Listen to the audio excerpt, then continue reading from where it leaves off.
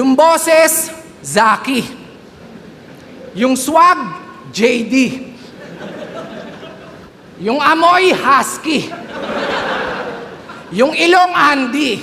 Yung height, class G. Yung katawan, tipsy. Mukha kang Ilocanong Cripply.